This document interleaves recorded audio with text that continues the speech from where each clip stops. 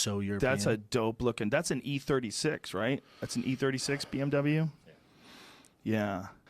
I'm a fan of the model. It's a very plain looking car. But you know what some people do with those?